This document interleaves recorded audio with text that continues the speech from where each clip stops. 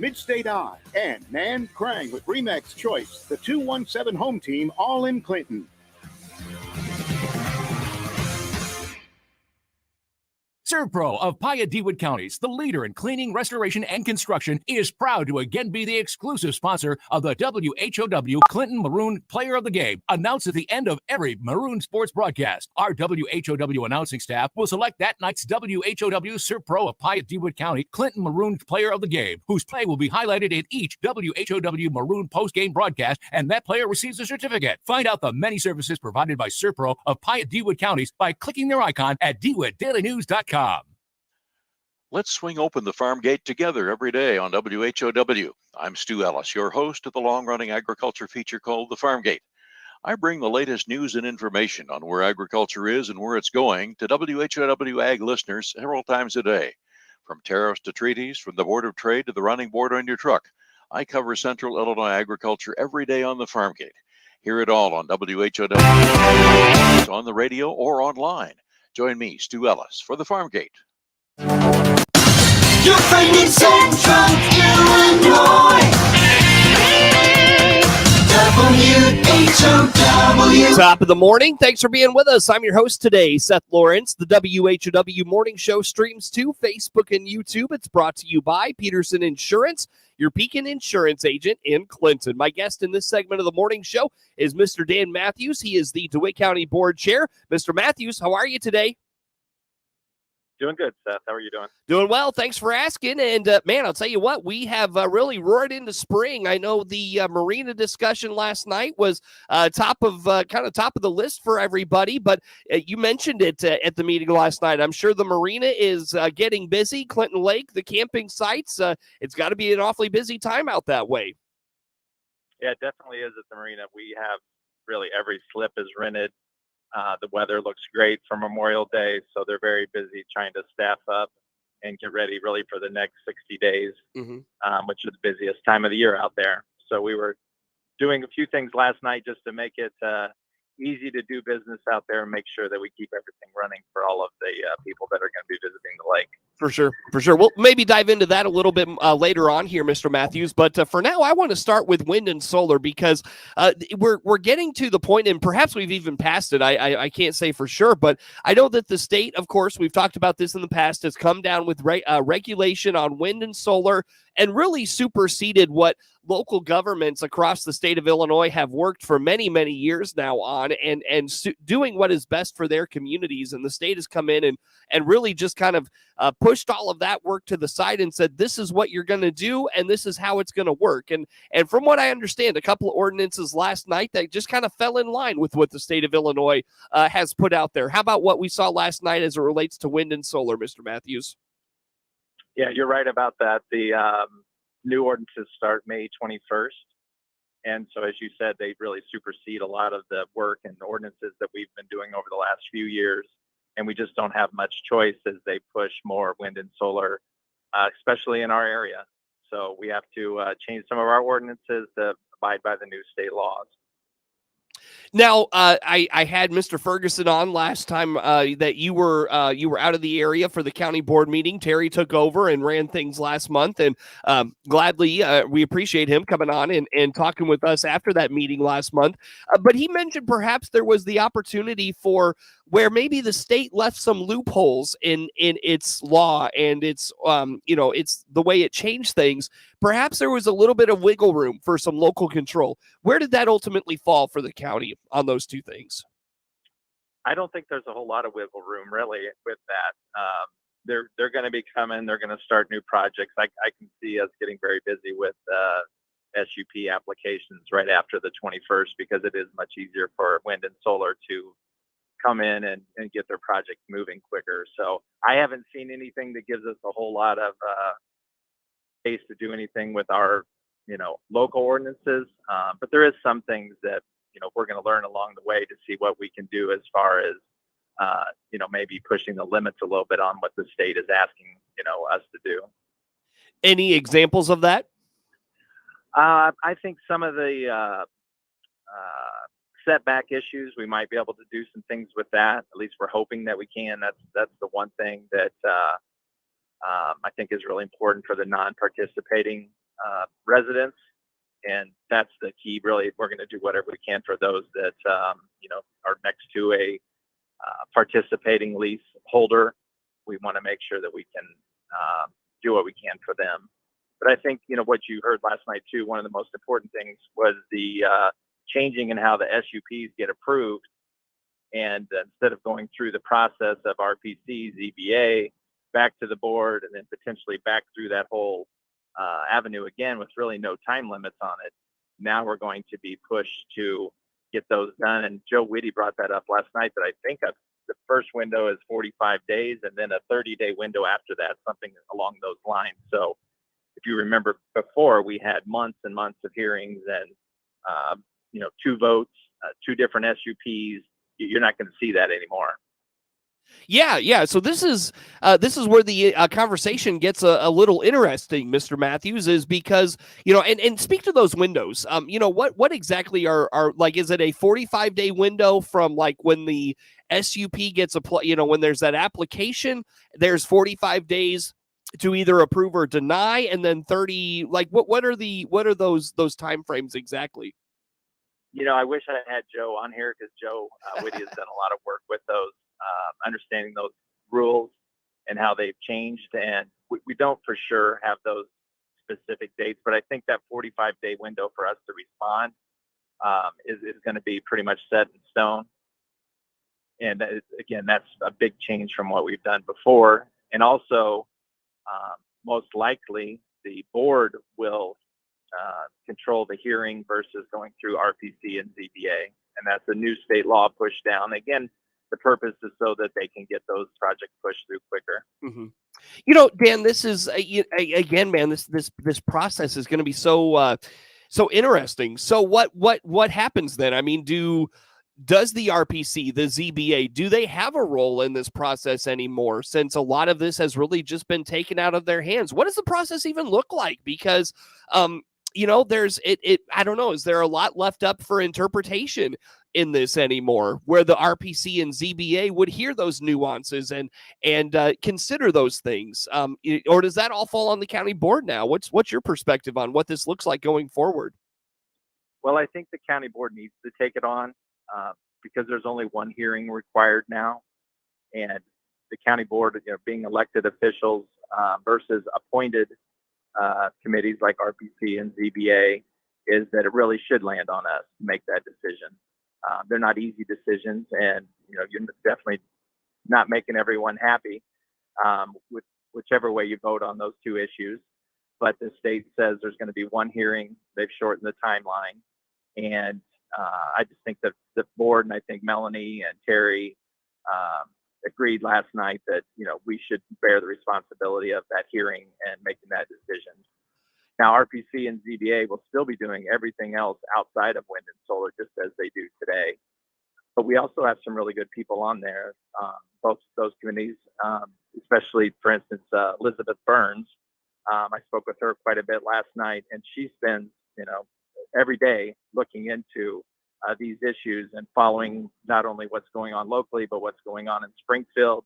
So they're a great resource for us to work with them to understand a lot of the ordinances and laws. They do a great job with that, and provide us information and help us understand those issues. Yeah. The thing now becomes, Dan, I mean, there's I don't know, there's a lot of I don't know, discontent, if you will, from the board's perspective on the state stepping in. And I think even the community's perspective, the state stepping in and overturning a lot of the work that you've done. I'm sure this isn't exclusive to DeWitt County. I'm sure the folks in Piatt County feel the same way, and others that have worked really hard on their wind ordinances. And, they want it a certain way, and those sorts of things. They feel a certain way about wind. So from that perspective, when an SUP comes your way and you have that hearing, what's next for you all? Because it kind of feels like these wind companies know the new standards, and they're going to do everything they can to abide by those, and you pretty much have to approve it. Is that a fair statement at this point? We do. That is true. We live in Illinois, and we are seeing that we're getting fewer choices. especially in communities like that you just mentioned, DeWitt County, Piatt County, Logan County.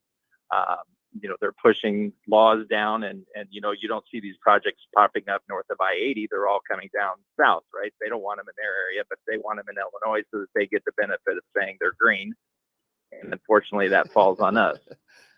What we hope to do is that these partners, and I met with a company that's looking to do solar in DeWitt County, and is to get the right partners.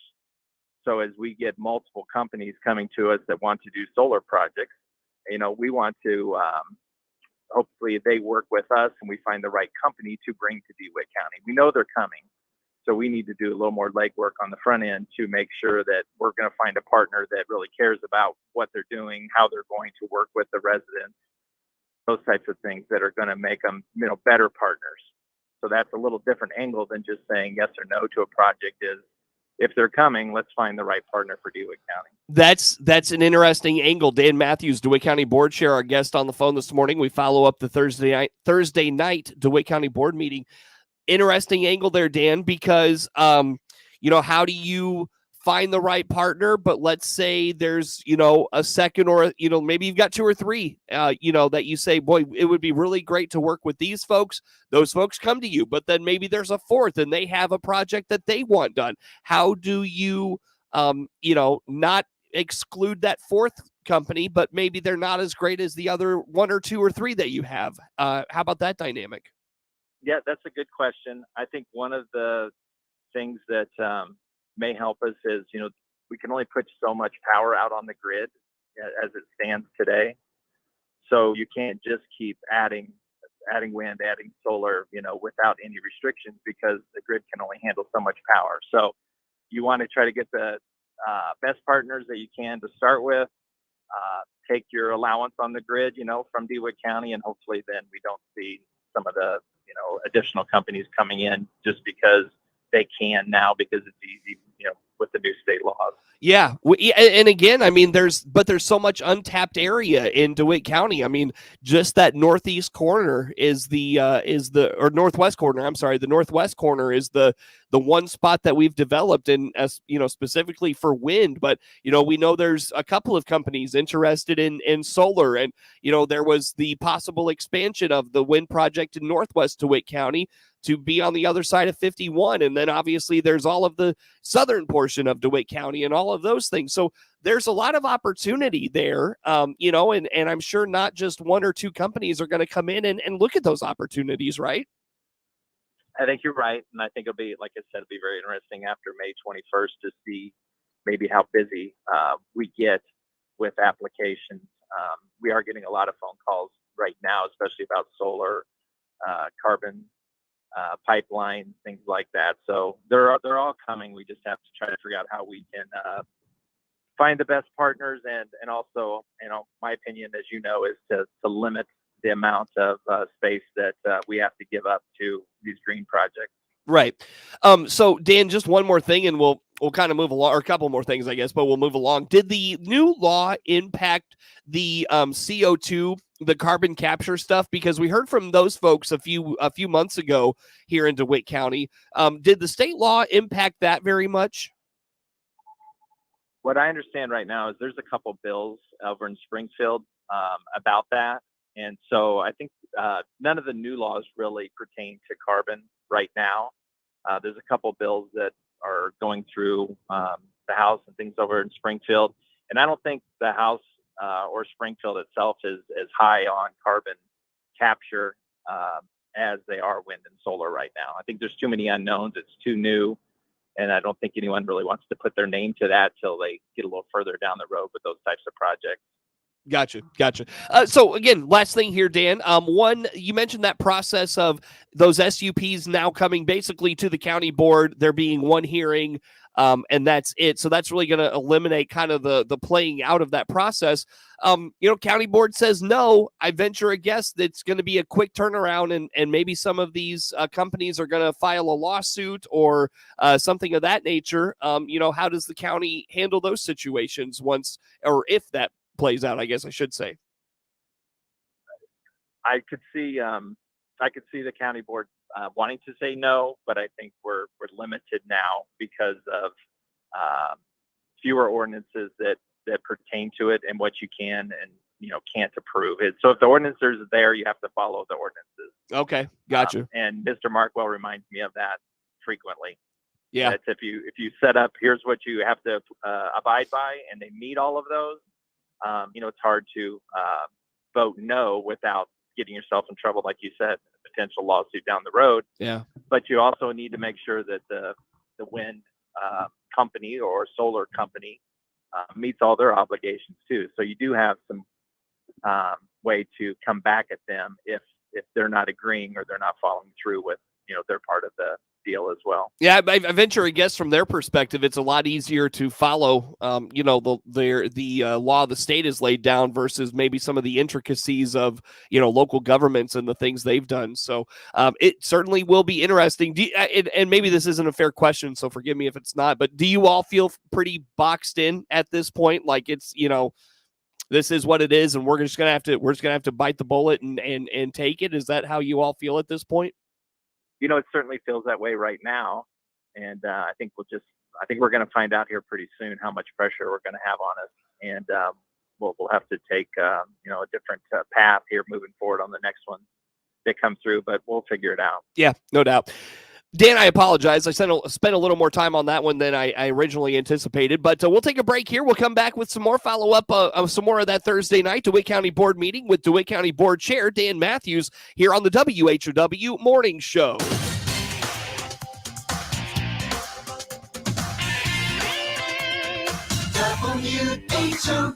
WHOW.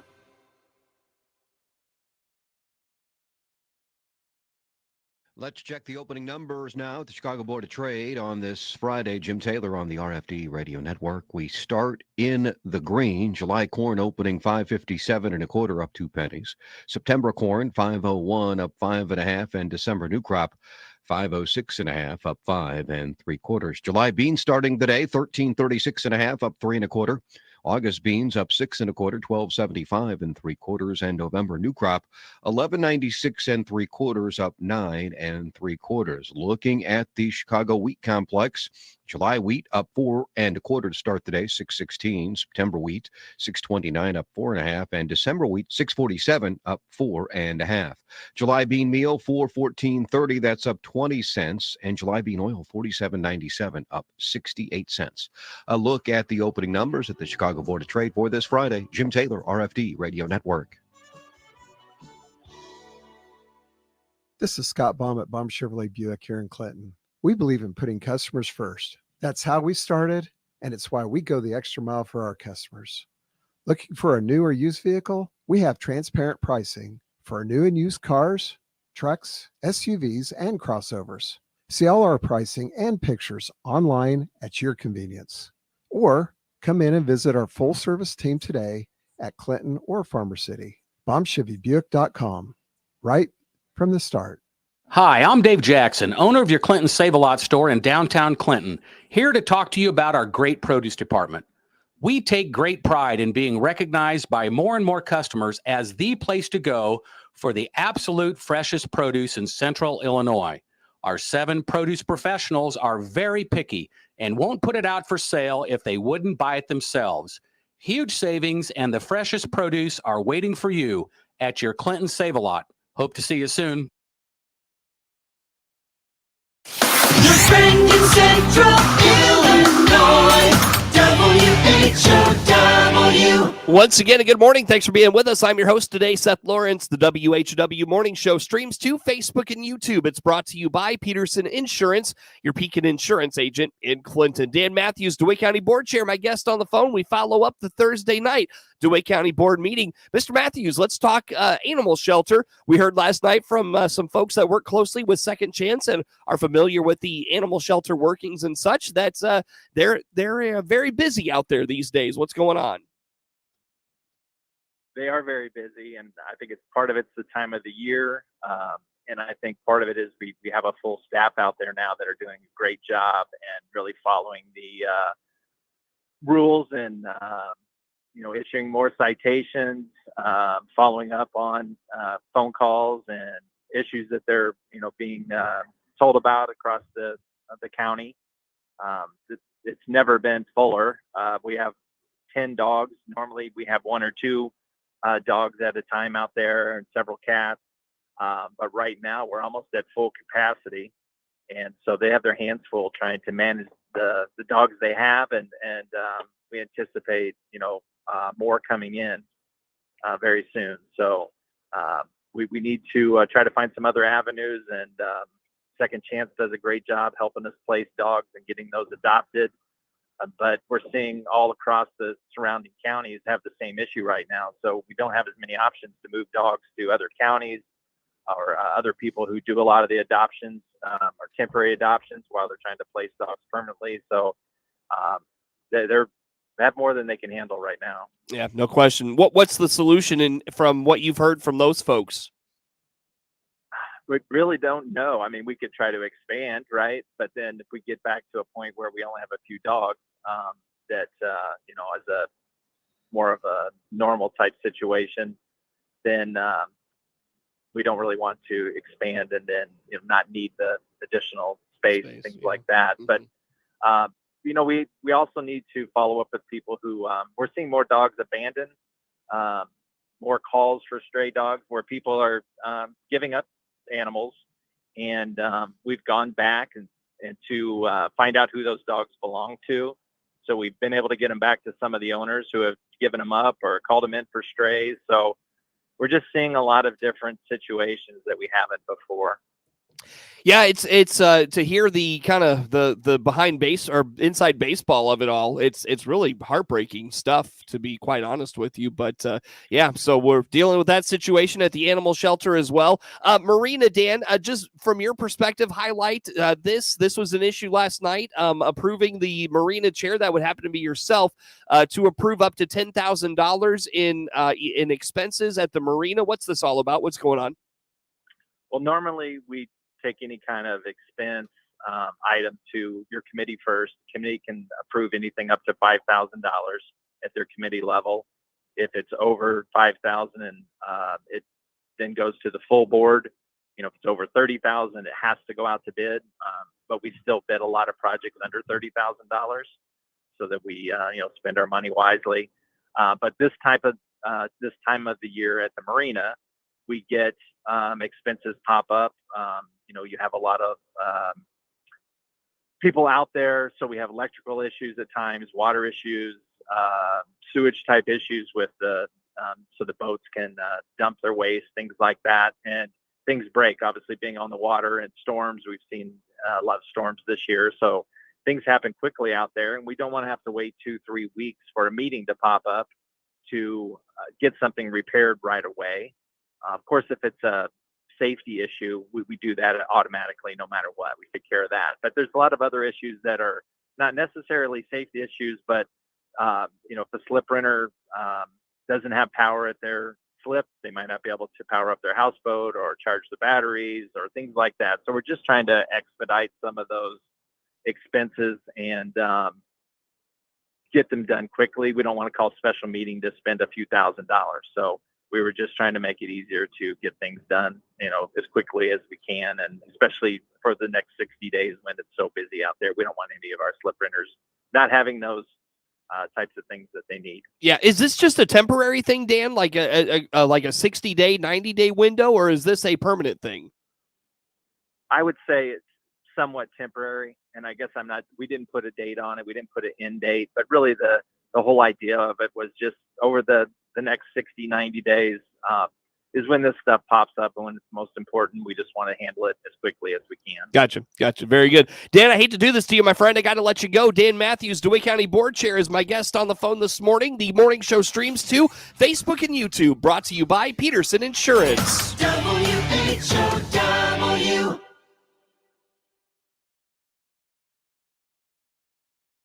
The Big 1520 WHOW Clinton, 92.3 FM, W222 BG Clinton, 106.5 FM, W2.